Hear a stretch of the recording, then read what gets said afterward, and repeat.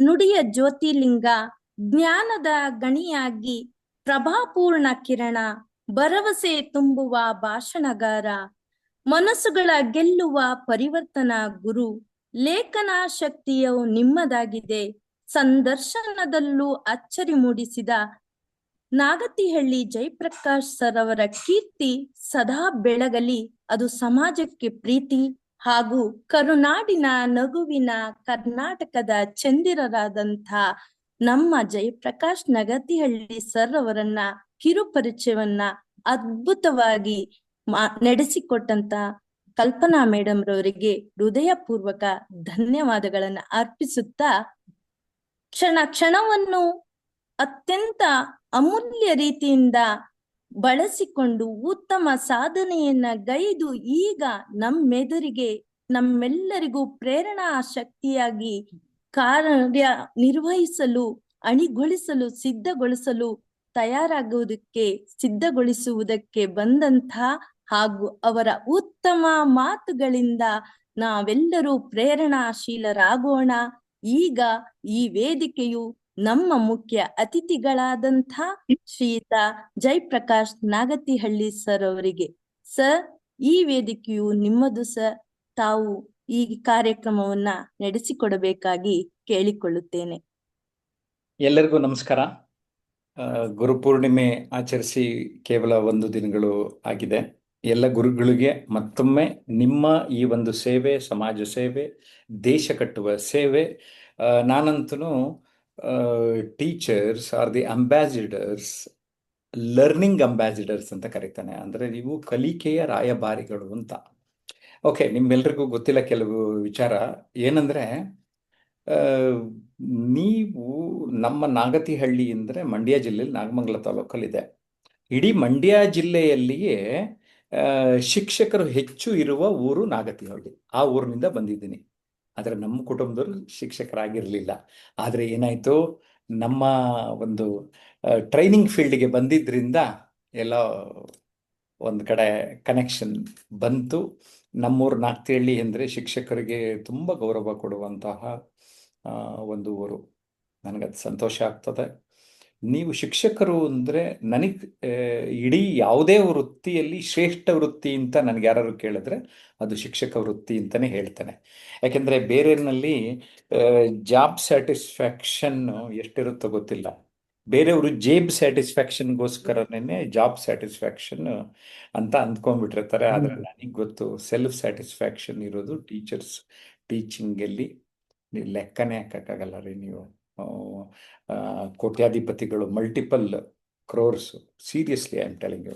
ಯಾಕಂದರೆ ಈ ಫೀಲ್ಡಲ್ಲಿ ಇದ್ದು ಕೆಲವೊಂದು ಫೀಡ್ಬ್ಯಾಕ್ಗಳನ್ನು ಗಮನಿಸಿದಾಗ ನನಗೆ ಅನ್ನಿಸ್ತದೆ, ನೀವೆಲ್ಲ ತುಂಬ ಒಂದು ಒಳ್ಳೆ ಪ್ರೊಫೆಷ್ನಲ್ ಇದ್ದೀರಿ. ಫಸ್ಟ್ ಅದಕ್ಕೋಸ್ಕರ ಒಂದು ಕೆಲಸ ನಿಮಗೆ ಅಪ್ರಿಷಿಯೇಟ್ ಮಾಡಬೇಕಲ್ವ. ನಾನು ಒಂದು ಸ್ವಲ್ಪ ಹಿಂಗೆ ಕೈ ಎತ್ಕೊಳ್ಳಿ, ಮೇಲೆ ಎತ್ತಿ ಈ ಬೆನ್ನತ್ರ ತೊಗೊಂಬನ್ನಿ, 3 ಸರಿ ಟ್ಯಾಪ್ ಮಾಡ್ಕೊಳ್ಳಿ. Because I want to appreciate each and every one. ನೀವು ತುಂಬ ಒಳ್ಳೆ ಕೆಲಸ ಮಾಡ್ತಾ ಇದ್ದೀರಿ. ಸಣ್ಣ ಪುಟ್ಟ ಗುಣಗಾಟ ಇರ್ಬೋದು, ಯಾವ ಪ್ರೊಫೆಷನ್ಗೆ ಹೋದ್ರೂ ಇದ್ದೇ ಇರ್ತದೆ, don't worry. But I want all of you to enjoy and experience. ಈಗ ನೋಡ್ತಾ ಇದ್ದೆ ನಾನು 3 ವಿಚಾರಗಳನ್ನು ಪ್ರಸ್ತಾಪ ಮಾಡಿ ಅಂತ ಪಾಯಿಂಟ್ಸ್ ಹಾಕ್ಯಾರೆ. 1 ಭಾಷಣ ಕೌಶಲ್ಯ, 2 ವೇದಿಕೆ ಭಯ ನಿರ್ವಹಣೆ, ಮತ್ತು 3 ಆತ್ಮವಿಶ್ವಾಸ ಬೆಳೆಸುವ ತಂತ್ರಗಳು ಅಂತ. ನನಗೆ ಇನ್ಫ್ಯಾಕ್ಟ್ ನಾನು ಮಾತಾಡೋದಕ್ಕಿಂತ ಇಂಟ್ರ್ಯಾಕ್ಟ್ ಮಾಡೋದಕ್ಕೆ ಜಾಸ್ತಿ ಖುಷಿ ನನಗೆ. ಆದರೂ ಆರಂಭದಲ್ಲಿ ಸ್ವಲ್ಪ ಬೇಕಲ್ಲ, ಮೇಡಮ್ ಎಲ್ಲ ಡೀಟೇಲಾಗಿ ಎಲ್ಲ ಚೆನ್ನಾಗಿ ಪರಿಚಯ ಮಾಡಿಬಿಟ್ಟಿದ್ದಾರೆ. ಸೊ ನಾನು ಮತ್ತೆ ಪರಿಚಯ ಮಾಡ್ಕೊಳ್ಳೋ ಅಗತ್ಯ ಇಲ್ಲ. ಅದಕ್ಕೆ ಭಾಷಣ ಕೌಶಲ್ಯದಿಂದ ನಾನು ಕಂಡುಕೊಂಡಿರೋದೇನು ಅಂತ ಸ್ವಲ್ಪ ಬ್ರೀಫಾಗಿ ಹೇಳ್ಬಿಡ್ತೇನೆ.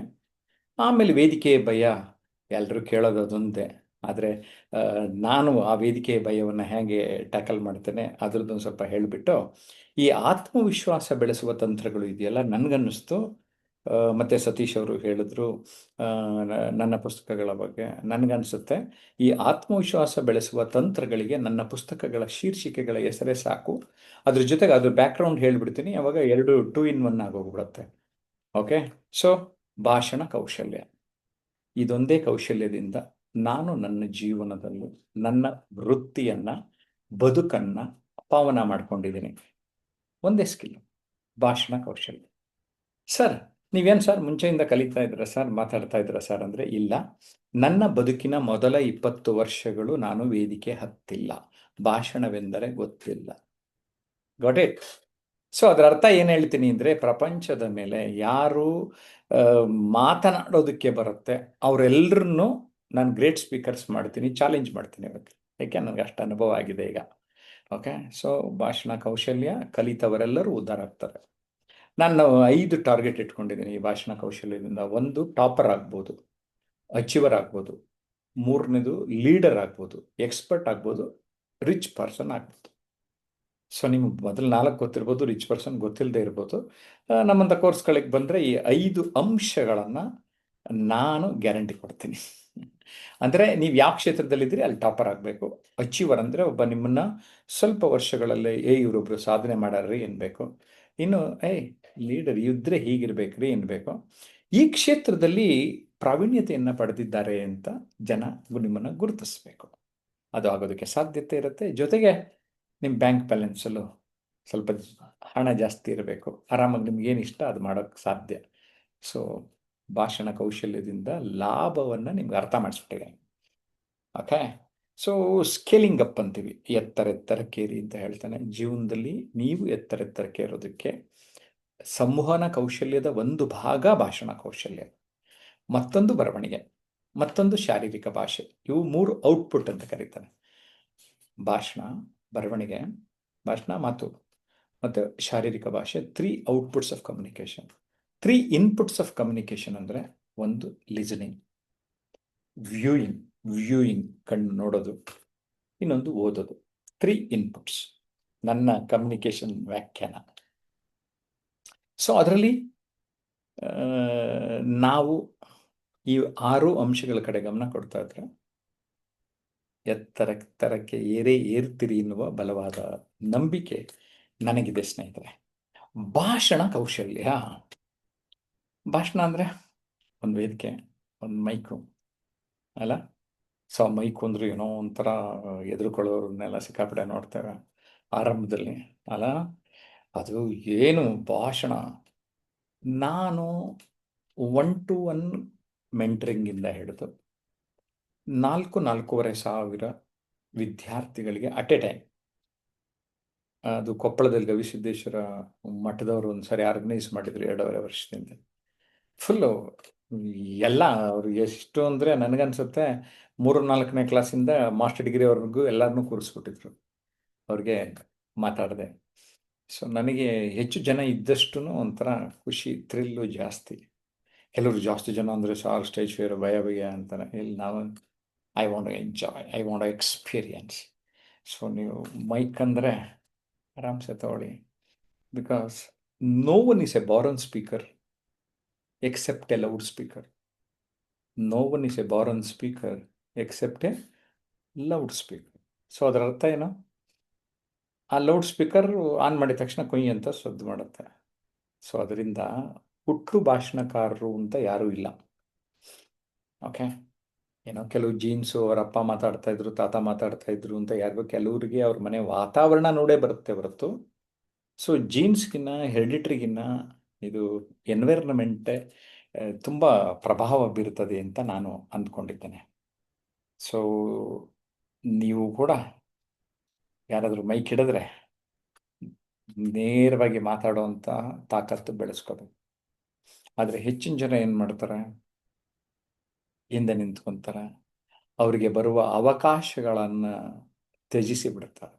ಸುಮಾರು ಜನ ಇದೊಂದೇ ಸ್ಕಿಲ್ಲಿಂದ ಕಲ್ತ್ಕೊಳ್ಳದೆ ಇರೋದ್ರಿಂದ ಅವರಿಗೆ ಬರುವ ಅನೇಕ ಅವಕಾಶಗಳಿಂದ ವಂಚಿತರಾಗ್ತಾರೆ. ಸ್ನೇಹಿತರೆ, ನಾವು ವ್ಯಕ್ತಿತ್ವ ಪರಿವರ್ತನೆಯ ಉದ್ದೇಶದಿಂದ ಭಾಷಣ ಕೌಶಲ್ಯವನ್ನು ಮಾಡಿದ್ರೂ ಕೂಡ ಅದರ ಮೂಲಕ ವಿಚಾರಗಳು ಹೆಚ್ಚು ವ್ಯಕ್ತಿತ್ವ ಪರಿವರ್ತನೆಗೆ ಪೂರಕವಾಗಿ ಮಾತಿನಿಂದ ಶ್ರೀಮಂತಿಕೆಡೆಗೆ ಕೊಂಡೊಯ್ಯುವ ಮೂಲಕ, ಭಾಷಣದ ಕೌಶಲ್ಯದ ಮೂಲಕ ಜೀವನ ಕೌಶಲ್ಯವನ್ನು ನಾವು ಗೈಡ್ ಮಾಡ್ತಾ ಇದ್ದೇವೆ. ಎಷ್ಟೋ ಜನಕ್ಕೆ ಅವರ ಒಂದು ಕಲ್ಪನೆ ಇರೋದಿಲ್ಲ ಅವರ ಬದುಕಿನ ಬಗ್ಗೆ. ಅದಕ್ಕೆ ನಾನು ಅವರ ಕನಸುಗಳಿಗೊಂದು ಆಕಾರವನ್ನು ಕೊಡುವ ಕೆಲಸ ಮಾಡ್ತೇನೆ. ಅದನ್ನು ನಾನು ಕನಸುಗಳ ಕಾಮನ ಬಿಲ್ಲು ಅಂತ ಕರಿತೇನೆ. ನಿಮ್ಮಲ್ಲಿರುವ ಕನಸುಗಳನ್ನು ಸ್ಪಷ್ಟತೆಯಿಂದ ಅಸ್ಪಷ್ಟತೆಯಿಂದ ಸ್ಪಷ್ಟತೆಯೆಡೆಗೆ ಬರಬೇಕು ಅಂತಾನೆ. ಆ ಕಾಮನ ಬಿಲ್ಲಿನ ರೂಪದಲ್ಲಿ ಆ ಕನಸುಗಳಿಗೊಂದು ಆಕಾರವನ್ನು ಕೊಟ್ಟು ನೀವು ನಿಮ್ಮ ಜೀವನದಲ್ಲಿ ಗುರಿಯನ್ನು ಇಟ್ಟುಕೊಂಡು ಸಾಧನೆ ಮಾಡಿದ್ರೆ ಖಂಡಿತ ಸಾಧ್ಯ ಅನ್ನುವಂಥದ್ದು ನನ್ನ ಅರಿವಿಗೆ ಬಂದಿದೆ. ಯಾಕೆಂದರೆ ನಾನು ತರಬೇತಿ ಕ್ಷೇತ್ರಕ್ಕೆ ಬಂದು 30ನೇ ವರ್ಷ. ಎಷ್ಟೊಂದು ಜನ ನನ್ನ ಕಣ್ಣು ಮುಂದೆ ಬೆಳೆದು ಬಿಟ್ಟಿದ್ದಾರೆ. ಓಕೆ, ಅವರ ಒಂದು ಸಕ್ಸಸ್ಗೆ ಜಯಪ್ರಕಾಶ್ ಕಾರಣ ಅಂತಾರೆ. ಅದರಲ್ಲೇ ಖುಷಿ ಅಲ್ಲ, ಅದೇ ಜೀವನ. ಅದರಿಂದನೇ ಗೊತ್ತು ನೀವೆಷ್ಟು ಖುಷಿ ಪಟ್ಟಿರ್ಬೋದು. ಮೇಡಮ್ ನಾನು ಸ್ಟೂಡೆಂಟ್ ಆಗಿದ್ದೆ ಸರ್, ನಿಮ್ಮ ಹತ್ರ ಸ್ಟೂಡೆಂಟ್ ಆಗಿದ್ದೆ ಸರ್, ಇಷ್ಟನೇ ಕ್ಲಾಸ್ ಪಾಠ ನೀವು ಮಾಡ್ತಾ ಇದ್ರಿ ಅಂತಂದಾಗ ಎಷ್ಟು ಖುಷಿ ಆಗ್ತದೆ ಅಲ್ವ ಸ್ನೇಹಿತರೆ. ನಮಗೆಲ್ಲ ಗೊತ್ತು, ಮಾತು ಅಂದ ತಕ್ಷಣ ನುಡಿದರೆ ಮುತ್ತಿನ ಹಾರದಂತಿರಬೇಕು, ನುಡಿದರೆ ಮಾಣಿಕ್ಯದ ದೀಪ್ತಿಯಂತಿರಬೇಕು, ನುಡಿದರೆ ಸ್ಫಟಿಕದ ಶಲಾಖೆಯಂತಿರಬೇಕು, ನುಡಿದರೆ ಲಿಂಗ ಮೆಚ್ಚಿ ಹೌದೌದೆನಬೇಕು, ನುಡಿಯೊಳಗಾಡಿ ನಡೆಯದಿದ್ದರೆ ಕೂಡಲ ಸಂಗಮ ದೇವನೆಂತೊಲಿವನಯ್ಯ. ಸೊ ನಡೆ ನುಡಿ ಎರಡು ಒಂದಾದಾಗ ಅದಕ್ಕೆ ಒಂದು ಮೌಲ್ಯ ಜಾಸ್ತಿ ಆಗತ್ತೆ. ಸಂಸ್ಕೃತ ಶ್ಲೋಕ ಲಕ್ಷ್ಮೀರ್ ವಸತಿ ಜುಹಾಗ್ರೆ, ನಾಲಿಗೆಯ ತುದಿಯಲ್ಲಿ ಲಕ್ಷ್ಮಿ ವಾಸಿಸುತ್ತಾಳೆ ಅಂತ ಹೇಳ್ತಾರೆ. ಎಷ್ಟೋ ಜನ ನಾವು ಅರ್ಥನೇ ಮಾಡ್ಕೊಂಡಿಲ್ಲ ಅಲ್ವಾ. ನಿಮ್ಗೆ ಲಕ್ಷ್ಮಿ ಬೇಕು ಅಂದರೆ ನಾಲಿಗೆನಲ್ಲಿ, ಕರೆಕ್ಟಾ? ಅಷ್ಟೇ ಅಲ್ಲ, ಒಬ್ಬ ದಾಸರು ಹೇಳಿದ್ದಾರೆ, ಅವರು ಸರಸ್ವತಿನೂ ನಾಲಿಗೆ ತಿನ್ನಲೇ ಇರೋದಂತೆ. ಹೇಗ್ರಿ? ನಲಿದಾಡೆಯನ್ನ ನಾಲಿಗೆ ಮೇಲೆ ಶಾರದಾ ದೇವಿ, ಕುಣಿದಾಡೆಯನ್ನ ನಾಲಿಗೆ ಮೇಲೆ. ಸೊ ನಂಗೆ ಅವಾಗ ಅರ್ಥ ಆಯ್ತು, ಸರಸ್ವತಿನೂ ಇಲ್ಲೇ, ಲಕ್ಷ್ಮಿನೂ ಇಲ್ಲೇ. ಇದನ್ನ ಸರಿಯಾಗಿ ನಾವು ಬೆಳೆಸ್ಕೊಂಡ್ರೆ ಸಾಕು, ಅಷ್ಟೇ ಅಲ್ವೇ? ನಮ್ಮ ಆದಿಕವಿ ಪಂಪನೇ ಒಂದು ಫಾರ್ಮುಲಾ ಕೊಟ್ಟಾರೆ ಗೊತ್ತಾ ಭಾಷಣ ಕೌಶಲ್ಯಕ್ಕೆ? ಹಿತ ಮಿತ ಮೃದು ವಚನಂ. ನಮ್ಮ ಮಾತು ಹೇಗಿರಬೇಕು ಅಂದರೆ ಈ ಜಸ್ಟ್ ಫಾರ್ಮುಲಾ. ಯಾಕೆ ನನಗೂ ಕಡಿಮೆ ಸಮಯದಲ್ಲಿ ನಿಮ್ಗೆ ಹೇಳಬೇಕಲ್ಲ, ಇದೊಂದು ಫಾರ್ಮುಲಾ ಸಾಕು. ಹಿತವಾಗಿರ್ಬೇಕು ಅಷ್ಟು, ಮಿತ ಎಷ್ಟು ಬೇಕೋ ಅಷ್ಟು. KISS ಫಾರ್ಮುಲಾ ಅಂತಾರೆ. ಏನು ಗೊತ್ತಾ? Keep it short and sweet ಅಂತ, ಕರೆಕ್ಟಾ? ಇಲ್ಲದೆ ಇದ್ರೆ ಕೀಪ್ ಇಟ್ ಶಾರ್ಟ್ ಸ್ಟುಪಿಡ್ ಅಂತಾರಂತ. ಎಷ್ಟು ಬೇಕು ಅಷ್ಟು ಮಾತಾಡೋದು. ಈಗ ನನಗೆ ಇವತ್ತೆಷ್ಟು ಸಮಯ ಕೊಟ್ಟಿದ್ದಾರೆ ಗೊತ್ತಿದೆ ನನಗೆ. ಸೊ ಅದನ್ನು ನಾನು ಮನಸ್ಸಲ್ಲಿ ಇಟ್ಕೊಂಡು ಅದಕ್ಕೆ ತಕ್ಕಂಗೆ ನಾನು ಮಾತಾಡಬೇಕು. ಎಷ್ಟು ನಮಗೆ ಅವಕಾಶವನ್ನು ಕೊಟ್ಟಿರ್ತಾರೋ ಅಷ್ಟರೊಳಗಡೆ ನಾನು ಏನು ಹೇಳಬೇಕು ಅದನ್ನು ಹೇಳಿ ಮುಗಿಸಬೇಕು. ಮೃದು, ಸಾಫ್ಟ್. ಸನ್ಮಾನ ಮಾಡ್ಬೇಕಾರೆ ಹೂ ಹಾಕ್ತಾರೆ, ಕಲ್ಲ ಅಲ್ವಾ? ನಾವು ಮಾತುಗಳು ಅಷ್ಟೇ, ಇನ್ನೊಬ್ಬರಿಗೆ ಕರ್ಕಶವಾಗಿರಬಾರ್ದು, ಅವರಿಗೆ ಹರ್ಟ್ ಮಾಡಬಾರ್ದು. We have to speak with heart and mind, the mouth is in between ಅಂತ ಹೇಳ್ತಾ ಇರ್ತಾನೆ. ನೋಡಿ, ಬಾಯಿ ಮಧ್ಯದಲ್ಲಿದೆ, ಮೆದುಳು ಇಲ್ಲಿದೆ, ಹಾರ್ಟ್ ಇಲ್ಲಿದೆ. ಇವೆರಡರ ಮಧ್ಯೆ ಕರೆಕ್ಟಾಗಿ ಬಾಯಿದೆ. ಸಾಮಾನ್ಯವಾಗಿ ಏನು ಮಾಡ್ತಾರೆ ಅಂದರೆ ಮೆದುಳನ್ನ ಬರೀ ಉಪಯೋಗಿಸ್ತಾ ಇರ್ತವೆ. When you start opening your heart, ನೋಡ್ರಿ ಅದರ ಕತೆ. ಇವೆರಡನ್ನೂ ಸೇರಿಸಿ ಮಾತಾಡ್ಬಿಟ್ರೆ ನಿಮ್ಮನ್ನ ಸೂಪರ್ ಸ್ಪೀಕರ್, ಬೆಸ್ಟ್ ಸ್ಪೀಕರ್ ಅಂತಾರೆ. ಎಂತ ಗುಟ್ಟು ಹೇಳ್ಕೊಟ್ಬಿಟ್ಟೆ. ಸೊ ಇದು ಖಂಡಿತ ಸಾಧ್ಯ ಆಗುತ್ತೆ. ನೀವು ಕೂಡ ಎಲ್ಲರೂ ಬೆಳೆಯೋದಕ್ಕೆ ಸಾಧ್ಯ ಆಗ್ತದೆ ಸ್ನೇಹಿತರೆ. ಓಕೆ, ಸೊ ಭಾಷಣ, ವೇದಿಕೆ ಮೇಲೆ ಮಾತಾಡೋದು, 2-3 ಜನದಿಂದ ಜಾಸ್ತಿ ಜನ ಇದ್ದಷ್ಟು ಅದಕ್ಕೆ ಭಾಷಣ ಅಂತಾರೆ. ಸಾಮಾನ್ಯವಾಗಿ ಒಂದು ವೇದಿಕೆ ಇರುತ್ತೆ, ಪೋಡಿಯಂ ಇರುತ್ತೆ, ಮೈಕ್ ಇರುತ್ತೆ, ಮಾತಾಡೋದು ಅಲ್ವಾ? ಬಟ್ ಇದನ್ನ ಎಂಜಾಯ್ ಮಾಡಬೇಕು, ಎಕ್ಸ್ಪೀರಿಯನ್ಸ್ ಮಾಡಬೇಕು. ಏನಂತೀರಿ? ಓಕೆ, ಭಾಷಣ ಕೌಶಲ್ಯ ಇದು ಕಲೆಯೂ ಹೌದು, ವಿಜ್ಞಾನವೂ ಹೌದು, ವಾಣಿಜ್ಯವೂ ಹೌದು. ಹೇಗೆ? ಕಲಾತ್ಮಕವಾಗಿ ಮಾತಾಡ್ಬೋದು. ವಾಣಿಜ್ಯ ಹೇಗೆ? ಮಾತಾಡ್ಬಿಟ್ಟು ದುಡ್ಡು. ನಾನು ಕೋರ್ಸ್ ಸೇರಿದವರೆಲ್ಲ ಕೆಲವರು, ಸರ್ ನಿಮಗೆ 1 ಲಕ್ಷ ಫೀಸ್ ಕೊಟ್ಟ, ಆದರೆ ತಿಂಗಳಿಗೆ 1 ಲಕ್ಷ ನನ್ನ ಸಂಬಳ, ಆದಾಯ ಜಾಸ್ತಿ ಆಯಿತು ಅಂತ ಹೇಳಿ ಏನಾಯ್ತು ಅವಾಗ? ವಾಣಿಜ್ಯ. ಓಕೆ, ವಿಜ್ಞಾನ. ಸೈನ್ಸ್ಗೆ ಒಂದು ಡೆಫಿನಿಷನ್ ಇದೆ, ಸಿಸ್ಟಮ್ಯಾಟಿಕ್ ಅಂತ. ಸಿಸ್ಟಮ್ಯಾಟಿಕ್ ಆಗಿ ನೀವು ಮಾತಾಡ್ಬೋದು. ಹಾಗಾದ್ರೆ ಸೈನ್ಸು ಆಯಿತು, ಆರ್ಟ್ಸ್ ಆಯಿತು, ಸೈನ್ಸ್ ಆಯಿತು, ಕಾಮರ್ಸು. ಎಂಥದ್ರಿ ಈ ಭಾಷಣ ಕೌಶಲ್ಯ? ಕೀನೋಟ್ ಸ್ಪೀಕರಿಂದ ಹಿಡಿದು ನೀವು ಮುಂದೆ ಏನೇನಾಗ್ಬೋದು, ಟ್ರೈನರ್ ಆಗ್ಬೋದು, ಟಿ ವಿನಲ್ಲಿ ಮಿಂಚ್ಬೋದು, ರೇಡಿಯೋನಲ್ಲಿ ಮಿಂಚ್ಬೋದು, ಸೋಷಿಯಲ್ ಮೀಡಿಯಲ್ಲಿ ಮಿಂಚ್ಬೋದಪ್ಪ. ಇನ್ನೇನು ಬೇಕು? ಅದಕ್ಕೆ ನಾನೇನು ಮಾಡಿದೆ, ಎಲ್ಲದರಲ್ಲೂ ಸ್ವಲ್ಪ ಪರಿಚಯ ಆಗಲಿ, ನನಗೂ ಗೊತ್ತಾಗಲಿ, ನಿಮ್ಮಂಥವ್ರಿಗೆ ಗೈಡ್ ಮಾಡ್ಬೇಕಾರೆ ಅಂದ್ಬಿಟ್ಟು ಎಲ್ಲದರಲ್ಲೂ ಒಂದು ಪುಟ್ಟ ಪ್ರಯತ್ನವನ್ನು ಮಾಡಿದಾಗ ನನ್ನದೊಂದು ಪ್ರೊಫೈಲು ಮೇಡಮ್ ಅಷ್ಟು ಓದಕ್ಕೆ ಸಾಧ್ಯ ಆಯಿತು. ನಾಟಕ ಹೇಗಿರುತ್ತೆ, ಫಿಲಮ್ ಹೇಗಿರುತ್ತೆ, ಹೋದೆ, ಮಾಡಿದೆ, ಅನುಭವಿಸ್ದೆ. ಕೆಲವೊಂದು ಜಾಸ್ತಿ ಅನುಭವಿಸ್ದೆ. ರೇಡಿಯೋನಲ್ಲಿ 300 ಕಾರ್ಯಕ್ರಮ, ಟಿ ವಿನಲ್ಲಿ 2000 ಇಂಟರ್ವ್ಯೂ, 3 ವರ್ಷ ನ್ಯೂಸ್ ರೀಡಿಂಗು, ಅದರಲ್ಲೂ ಇಂಟರ್ವ್ಯೂಗಳಲ್ಲೂ ಬೇರೆ ಬೇರೆ ವೈವಿಧ್ಯಮಯವಾದ ಸಂದರ್ಶನಗಳು, ಅದು ನನ್ನ ಸಂದರ್ಶನದ ಅನುಭವಗಳನ್ನೇ ಇಷ್ಟೊಂದು ದಾಖಲೆ ಮಾಡಕ್ಕೆ ಬರ್ತಾರೆ. ಸೊ ಭಾಷಣ ಕೌಶಲ್ಯ ಒಂದು ಲೆವೆಲ್ಗೆ ನಿಮಗೆ ಅರ್ಥ ಆಯ್ತು. ನೆಕ್ಸ್ಟ್ ಸಭಾಕಂಪನ. ಕರೆಕ್ಟಾ? ಏನಿದು ಸಭಾಕಂಪನ? ಹೇಳ್ತಾ ಇರ್ತೀರ ಅಲ್ವಾ, ಏನು ಸಾವಿರ ಸಭಾಕಂಪನ, ಸಾವಿರ ನಮಗೆ ಏನು ಮಾಡೋದು ಸಾರ್ ಅಂತ ಇರ್ತೀರ.